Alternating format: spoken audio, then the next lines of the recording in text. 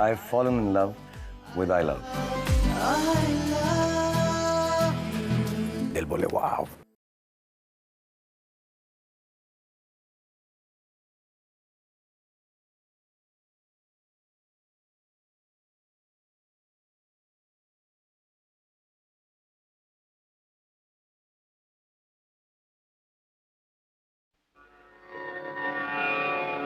कर्मण्येवाधिकारस्ते मा फलेषु कदाचन मा कर्मफलहेतुर्भो मा ते सङ्गोऽस्त्वपि कर्मणि.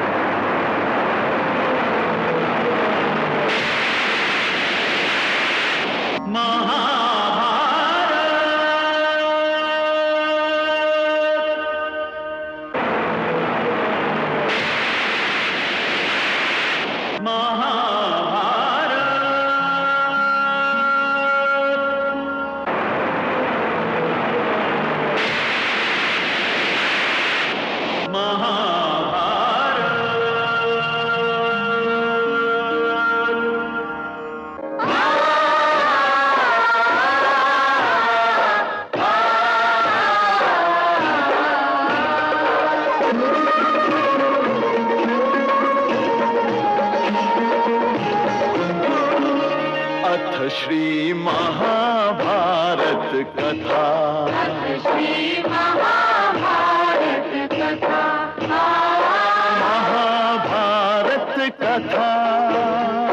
महाभारत कथा. कथा है पुरुषार्थ की, ये स्वार्थ की, परमार्थ की.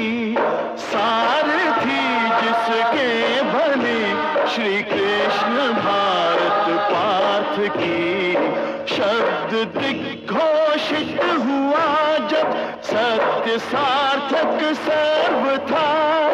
शब्द दिग्घोषित हुआ.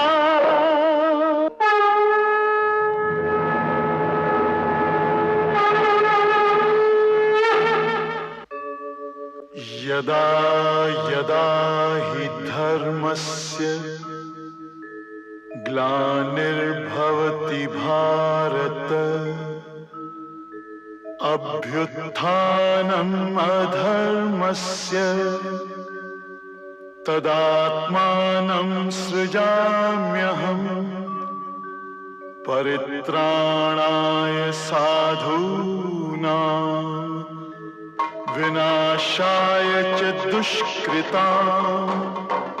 धर्म संस्थापनार्थाय संभवामि युगे युगे.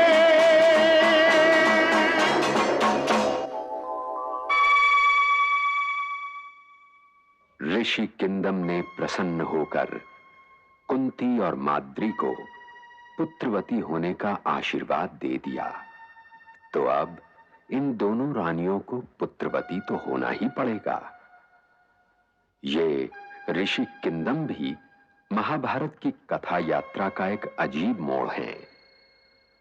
रानियों को ये आशीर्वाद भी देते हैं कि वे मां बनकर पृथ्वी के ऋण से मुक्त हो जाएं, परंतु स्वयं उनकी कुटिया में ऋषि पत्नी ने अभी तक पृथ्वी का ऋण नहीं चुकाया है.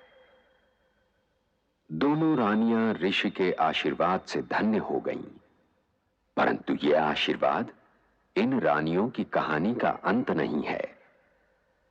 अभी तो ये ऋषि किंदम के आशीर्वाद की पूंजी लिए हस्तिनापुर जाएंगी, क्योंकि राजमाता सत्यवती से अब इनकी जुदाई झेली नहीं जा रही.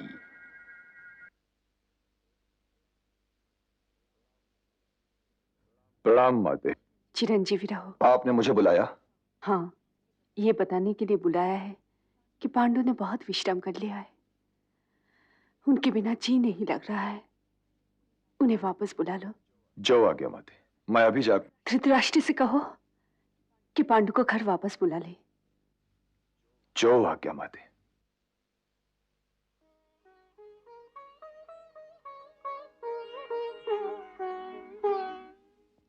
इससे पहले कि माताश्री का आदेश आए, पांडु को बुलवा लीजिए आर्यपुत्र। कारण गांधारी, क्या तुम नहीं चाहती कि प्रिय पांडु की थकान ठीक से उतर जाए? उनकी थकान यहाँ भी उतर सकती है, और यूं भी उनका यहाँ न होना उचित नहीं दिखाई दे रहा। मैं डरती हूँ कि कहीं आपको राज मुकुट की आदत न पड़ जाए। गांधारी, मैंने देखने को त्यागा है आर्यपुत्र, सोचने को नहीं, और सोचने को ना आपने त्यागा है। क्या तुम भ्राता शकुनु की बात को भूल गई? कौन सी बात? यही कि ये राज मुकुट अब मेरे ही शीर्ष पर शोभा देता है। बहुत सी बातें भूलने योग्य ही होती हैं आर्यपुत्र। ताजश्री, तुम कानों से कितना स्वच्छ और सुंदर देख लेते हो पुत्र। इतनी स्वच्छता तो कितनों की आंखों में भी नहीं। आयुष्मान भव, सौभाग्यवती भव। पधारिए ताजश्री। अभी तो मैं माता सत्यवती का दूत हूं गांधारी। माता ने महाराज के नाम यह संदेश भेजा है कि पांडु को विश्राम वाटिका से बुलवा लिया जाए। ये संदेश है या आदेश? बड़ों का संदेश भी आदेश ही होता है महाराज। पांडु को बुलवा लीजिए।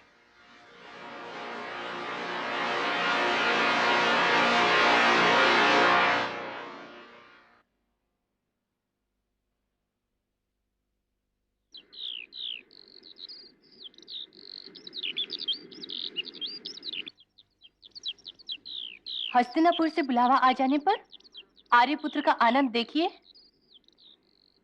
यदि ये दादी माँ का आदेश ना होता तो आर्यपुत्र अवश्य रुक जाते। माद्री, जी को वश में करना सीखो, मन को मारना सीखो। मन कोई मृत थोड़ा है दीदी कि बाण चलाऊं और उसे मार लूं। ईश्वर ने जीवन तो जीने के लिए दिया है ना दीदी। परंतु जीने के कुछ नियम होते हैं, और एक नियम ये भी है कि दादी माँ का आदेश मिलते ही हमें लौटने की यात्रा आरंभ कर देनी चाहिए। दीदी, आप तो सदा इन्हीं का साथ देती हैं। हम दोनों ने तो इनका साथ देने के लिए ही जन्म लिया है माद्री। ये बात तो कहीं आसपास ही है। आर्यपुत्र, इसे मेरे लिए मार लाइए ना। परंतु उस बेचारे ने हमारा क्या बिगाड़ा है? दीदी,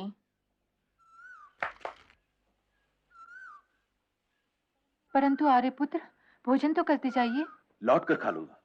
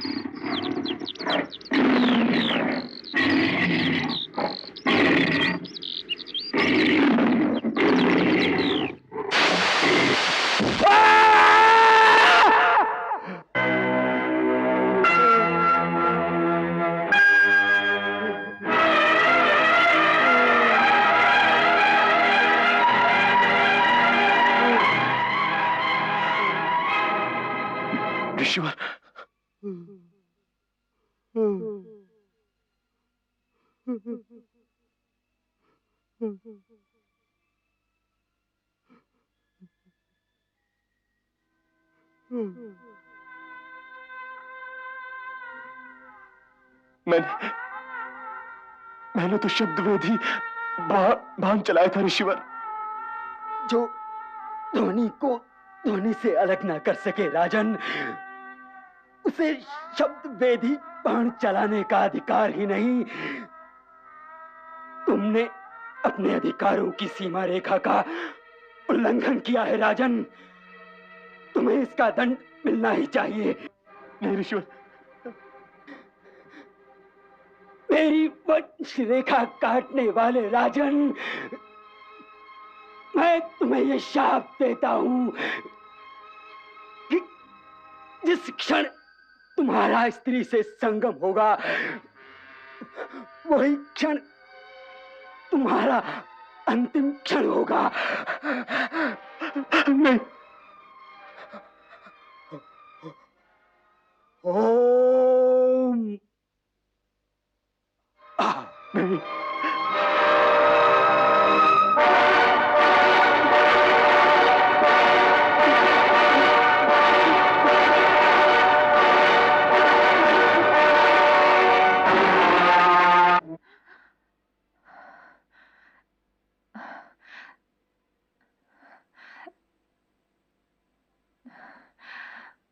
माद्री, ये सन्नाटा कैसा?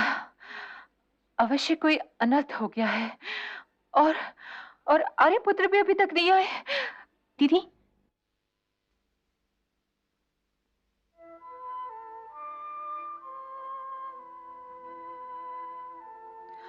आर्यपुत्र?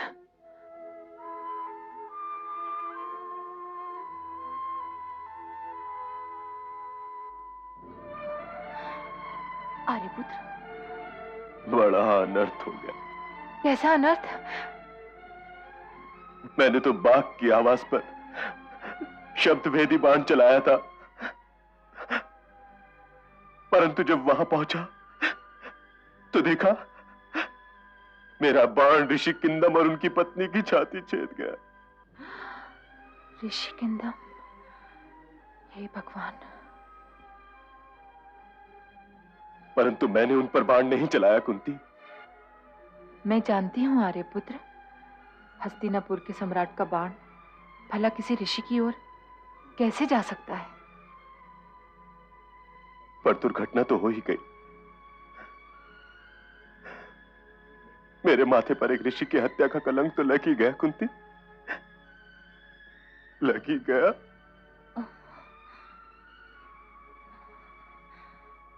इस हत्या से आपका क्या संबंध आर्यपुत्र? हत्यारी तो मैं हूं। आप तो भोजन कर रहे थे। बाघ जन्म की लालसा तो मुझे हुई थी। नहीं, ये कर्म मेरा है माद्री। मैं समाज का ऋणी हो गया। ये ऋण मुझे ही उतारना है। यदि ये ऋण है तो ऋणी मैं भी हूं। हम दोनों ही मिलकर ये ऋण उतारेंगे।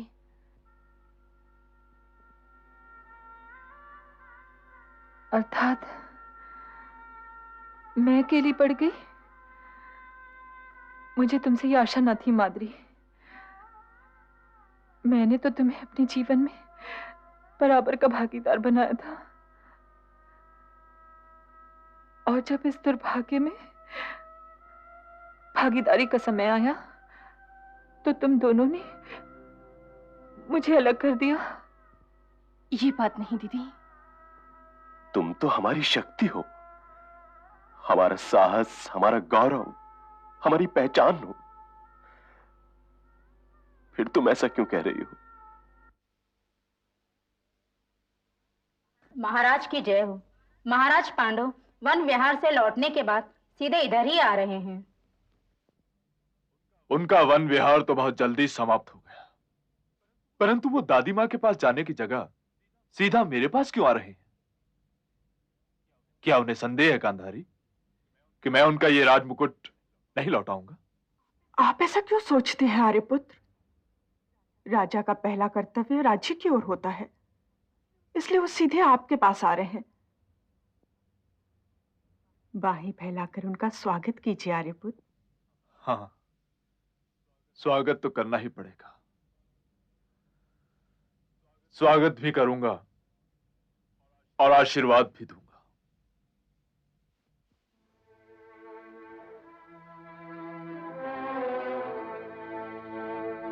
प्रिय पांडु,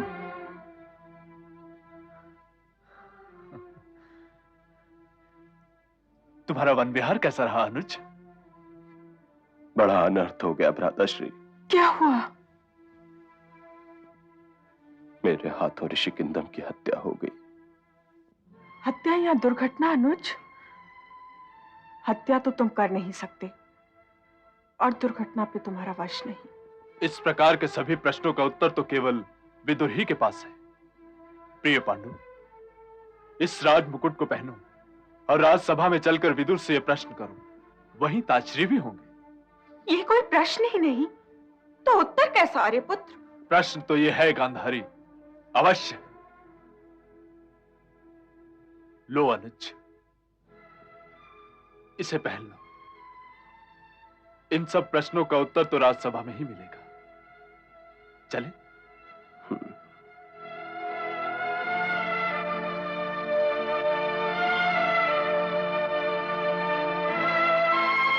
आप कुछ भी कहिए, परंतु मृत्यु तो हुई है, और वो भी पांडु महाराज के बाण से। मृत्यु तो है, परंतु हत्या नहीं है। पांडु ने जानबूझकर तो कुछ नहीं किया है, इसलिए यह पाप नहीं है। यदि यह पाप नहीं है, तो फिर दंड क्यों? मेरे विचार में तो यह केवल एक दुर्घटना है। दुर्घटना थी, इसीलिए तो प्रायश्चित आवश्यक है। यदि हत्या होती, तो इस देश के न्याय के अनुसार इन्हें अपने आप को मृत्यु दंड देना पड़ता। मैं विदुर से सहमत हूं। मैं हस्तिनापुर नरेश होने के नाते अपने आप को यह दंड देता हूं कि इस पाप का प्रायश्चित करने के लिए मैं वनवास ले लूं और ऐसा करके प्रजा के सामने एक आदर्श रखूं, एक दृष्टांत बनूं। इस दुर्घटना के साक्षी केवल आप ही थे महाराज। यदि आप चाहते तो इस दुर्घटना को छिपा भी सकते थे, पर आपने ऐसा नहीं किया, क्योंकि आप ही न्याय हैं और आप ही न्यायाधीश। यदि राजा न्याय का आदर नहीं करेगा, तो प्रजा कभी उसका आदर नहीं करेगी। इसलिए कुरु इतिहास सदा आपके इस निर्णय पर गौरव करता रहेगा महाराज।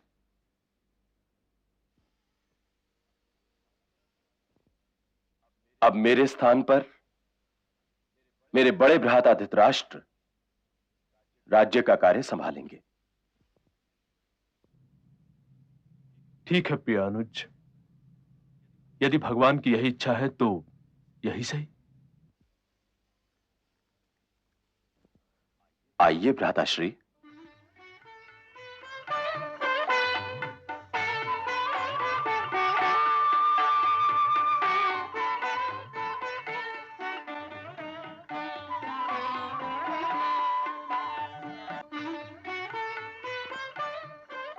भ्राताश्री, आप मेरे पिता समान हैं। मैं राज्य का भार आपको सौंपता हूं। तातश्री,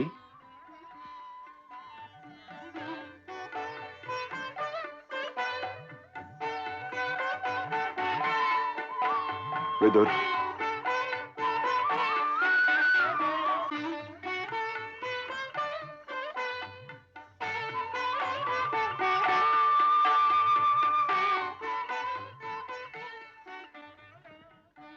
मैं हस्तिनापुर नरेश को प्रणाम करता हूं।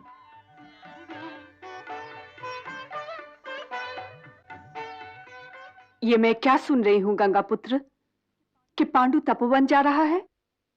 ये सत्य है माते। और तुमने कुछ कहा नहीं पुत्र? कहना मेरा कर्म नहीं माते। परंतु इस दुर्घटना के लिए, जिसमें पांडु का कोई दोष ही नहीं, इतनी बड़ी तपस्या का दंड? यह हस्तिनापुर नरेश महाराज पांडु का ही निर्णय है माते। मैं तुमसे तुम्हारा निर्णय पूछ रही हूं। मैं नरेश के निर्णय से बंधा हुआ हूं माते। जो बंधे हुए ना होते तो? ममता को इतना निर्बल तो नहीं होना चाहिए माते। आपको तो यह निर्णय लेने पर प्रसन्न होना चाहिए, गर्व करना चाहिए कि पांडु ने न्याय को अपने से बड़ा माना। पांडु ने वही किया जो उसे करना चाहिए था। उसे आशीर्वाद दीजिए माते। मैं तो बहुत दिन पहले अपने सारे आशीर्वाद तुम्हें दे चुकी हूं गंगापुत्र। पता नहीं मैं हस्तिनापुर के ऋण से कब मुक्त होंगी। आओ माद्री।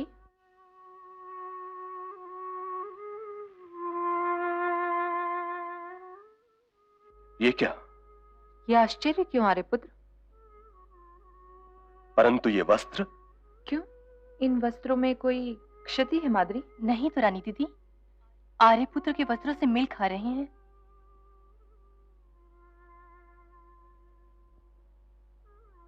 वनवास में हास्यरस मत ढूंढो प्रथा। तुम बड़ी हो, माद्री को भी समझाओ। अब इसमें समझना क्या और समझाना क्या आर्यपुत्र? समझना यह है कुंती कि ऋषि की हत्या मेरे हाथों हुई है, तो प्रायश्चित भी मुझे ही करना होगा। तुम राजमहल के सारे सुख साधन छोड़कर वन में मेरे साथ क्यों जाओ? जनक पुत्री सीता ने श्री राम से क्या कहा था आर्यपुत्र? हम आपकी अर्धांगिनियां हैं आर्यपुत्र। हमारे बिना ना तो आप कोई यज्ञ ही कर सकते हैं, ना ही कोई प्रायश्चित। क्या इस यथार्थ को आप नकार सकते हैं आर्यपुत्र? आर्यपुत्र, क्या हमने अग्नि देवता को साक्षी मानकर मंत्रों की छाया में ये प्रतिज्ञा नहीं की थी कि दुखों के साझीदार और सुखों में सहयोगी होंगे आर्यपुत्र? आर्यपुत्र, ये तो न ठहरी थी कि हमारा साथ केवल इस राजभवन की सीमाओं तक ही है।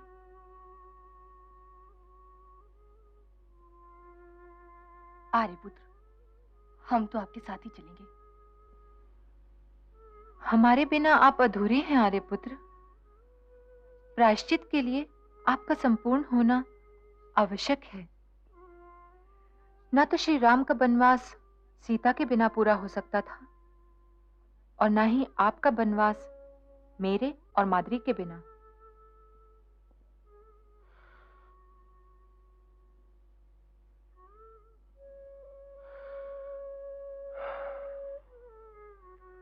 ठीक है, आओ।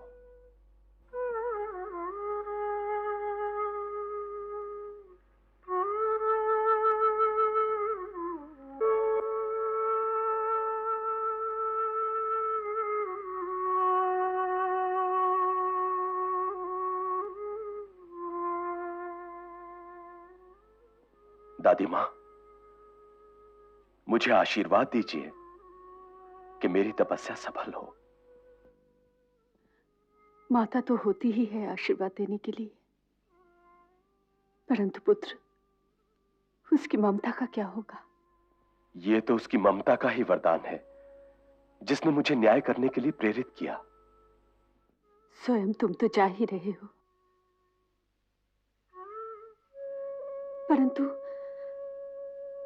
परंतु इन दोनों को क्यों साथ ले जा रहे हो? मैं महाराज, कुंती भोज और मद्र नरेश से क्या कहूंगी? क्या यही कि जिन्हें इतने चाव से ब्याह कर लाई थी, उन्हें वन में भेज दिया? अंबालिका की ओर देखो पुत्र। विधवा मां बेटी से बिछड़ के कैसे जिएगी? जैसे मां से और आपसे बिछड़कर मैं जीऊंगा दादी मां। ठीक है, जाओ पुत्र। हाथ जैसे पीठ दिखलाकर जा रहे हो, भगवान करे एक दिन अपना मुंह भी दिखलाना। दादी मां, माता,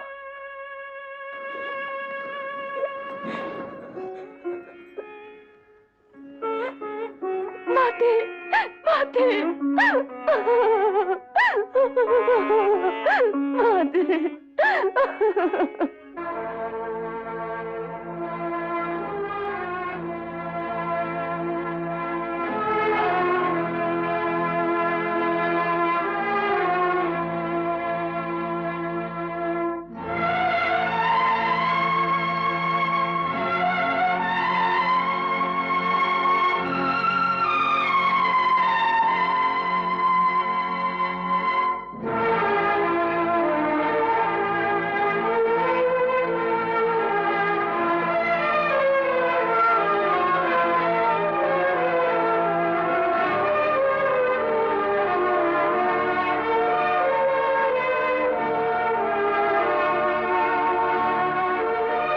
महाराज की जय हो।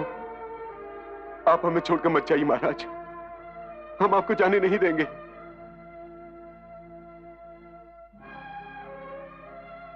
हम आपके स्नेह से बहुत प्रभावित हुए, परंतु हमें जाना होगा। अपने पाप का प्रायश्चित करने के लिए हमें अवश्य जाना होगा। आप सब लोग हमें आज्ञा दीजिए।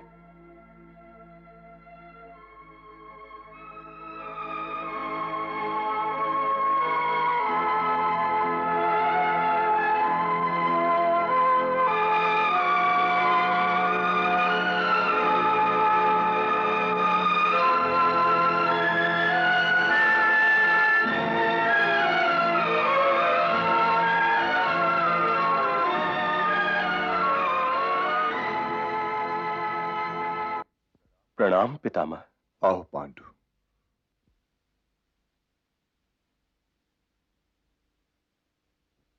इस रथ की क्या आवश्यकता थी? आवश्यकता थी, तुम्हारे लिए भले ही नहीं, मैं ये रथ माद्री और कुंती के लिए ले आया हूं। ये उन्हें वन तक छोड़कर आएगा।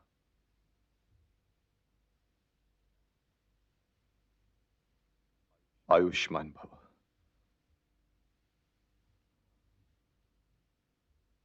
सौभाग्यवती भव।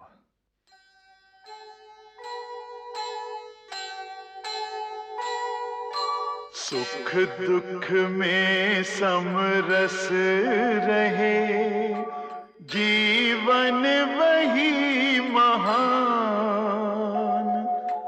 राजभवन या वन गमन, दोनों एक समान, दोनों एक समान।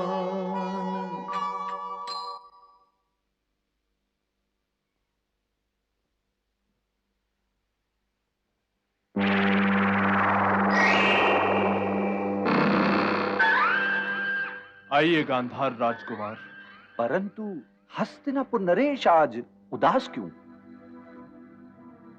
प्रिय अनुज पांडु के वनवास ने दुखी कर दिया है भ्राता शकुनी।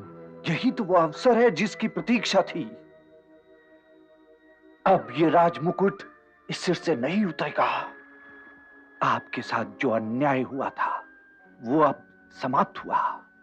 बड़े बूढ़ों ने ठीक ही कहा है, भगवान के घर देर है अंधेर नहीं।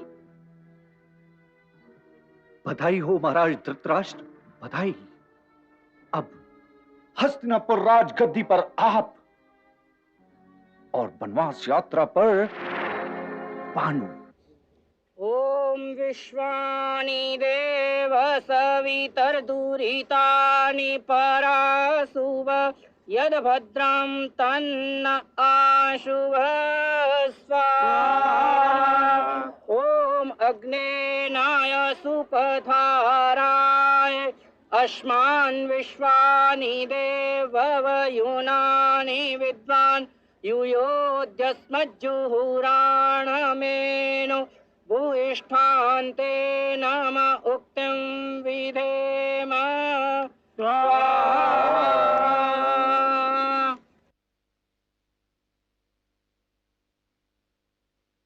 ओम सर्वं वै पूर्णग्वं स्वाहा। ओम सर्वं वै पूर्णग्वं स्वाहा। ओम सर्वं वै पूर्णग्वं स्वाहा।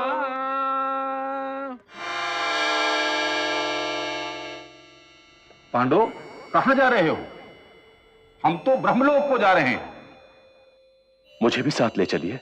मुझे बड़े दुख के साथ कहना पड़ता है, तुम्हें ब्रह्मलोक जाने का अधिकार नहीं है। इसका कारण? ना तो तुम सिद्ध पुरुष हो, ना ही संसार त्याग सन्यासी, संतानहीन हो तुम। पितरों का ऋण है तुम पर। जब तक वो ऋण पूरा नहीं होता तुम ब्रह्मलोक नहीं जा सकते।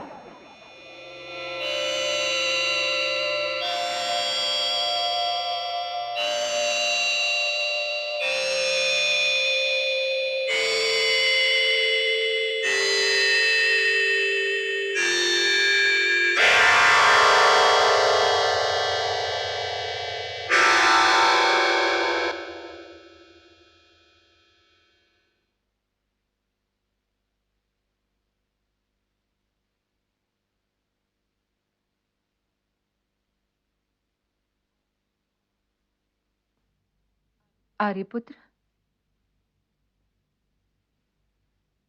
वो कौन सा विचार है आर्यपुत्र जो कुंती और माद्री से अधिक प्यारा हो गया?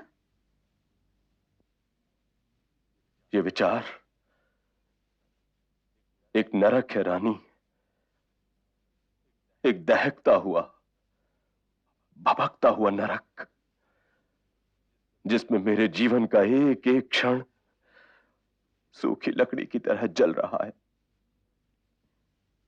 मैं आपकी अर्धांगिनी हूं आर्यपुत्र, तो वो नरक आधा मेरा हुआ। मुझे बताइए आर्यपुत्र। तुम्हें वो दिन याद है कुंती,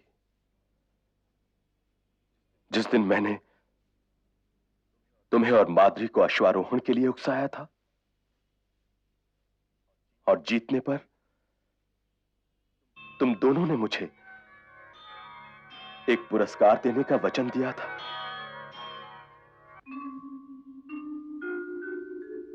और मैं आगे निकल गई तो?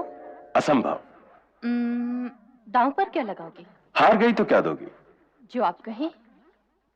जीत गया तो बेटे लूंगा, वो भी 5। चलिए स्वीकार। 2.5 मैं दे दूंगी और 2.5 दीदी।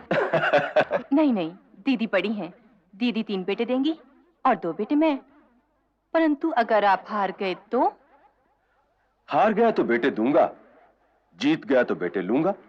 देखा दीदी, जिद भी इन्हीं की और पट भी इन्हीं की।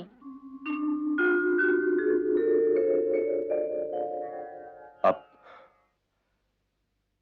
तुम दोनों वो वचन पूरा नहीं कर सकती। क्यों आर्यपुत्र?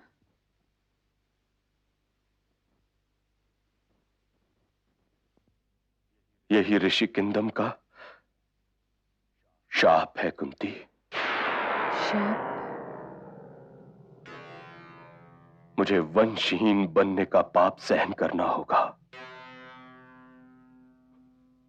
वंशहीन मरने का पाप।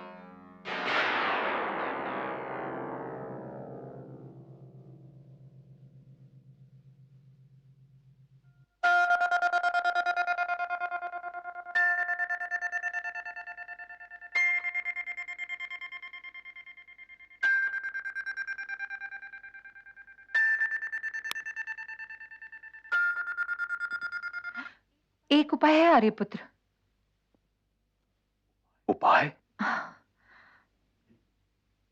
मेरी सेवा से प्रसन्न होकर ऋषि दुर्वासा ने मुझे एक मंत्र दिया था, जिस मंत्र से किसी भी देव का आह्वान किया जा सकता है। यह वशीकरण मंत्र है। तो उस मंत्र का उपयोग करो। यदि उस मंत्र में शक्ति है, वरदान देने वाले देव के वशीकरण की, तो आह्वान करो धर्मराज का, आह्वान करो।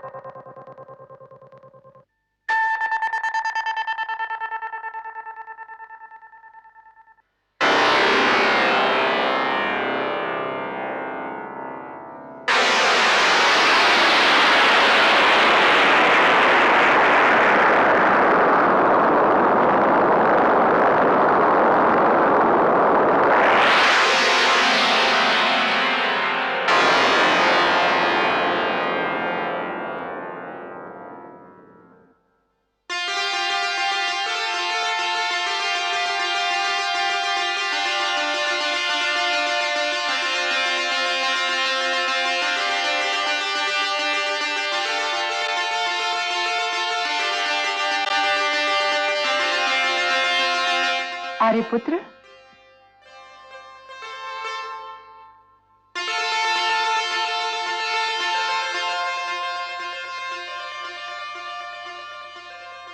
इस बालक में धर्म का अंश है। ये धर्मात्मा होगा, सत्यवादी होगा और युद्ध में स्थिर रहेगा। तो हे कुंती, इसका नाम युधिष्ठिर रखना। ताश्री, मेरा आशीर्वाद स्वीकार करो महाराज।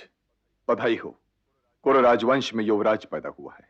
अर्थात पांडु के यहां पुत्र पैदा हुआ है, युधिष्ठिर नाम रखा है। हमारी ओर से उन्हें और हमारी कुलवधू को बधाई भेज दीजिए ताश्री। जो आज्ञा महाराज।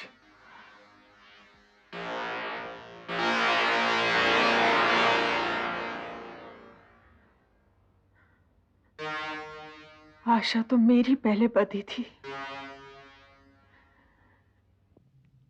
ईश्वर की जैसी इच्छा।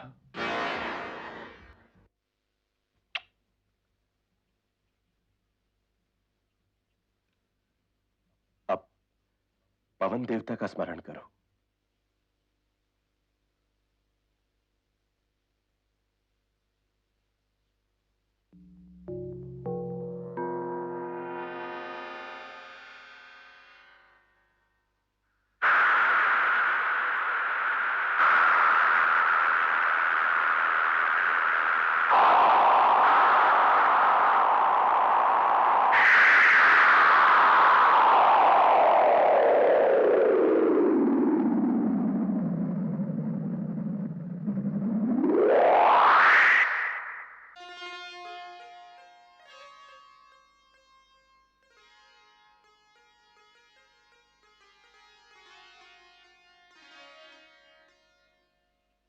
आर्यपुत्र,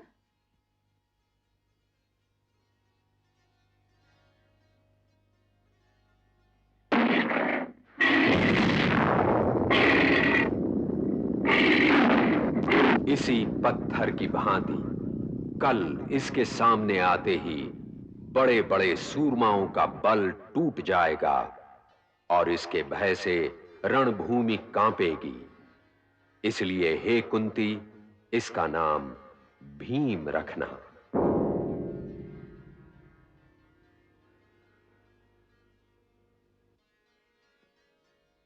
इसने तो शिला को तोड़ दिया, बड़ा बलशाली होगा। इसका नाम होगा भीम, शत्रुओं के लिए ध्वंस।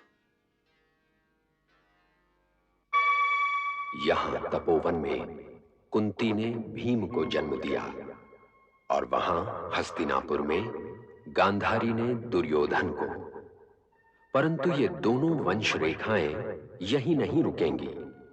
अभी कुंती अर्जुन को और माद्री नकुल और सहदेव को जन्म देगी और गांधारी 100 पुत्रों और एक पुत्री दुश्शला की मां बनेगी।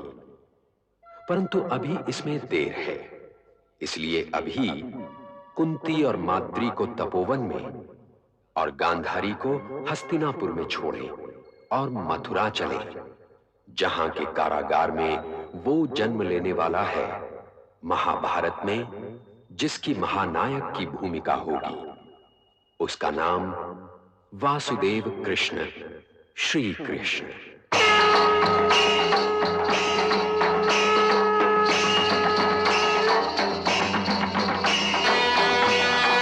सबे भूमि गोपाल की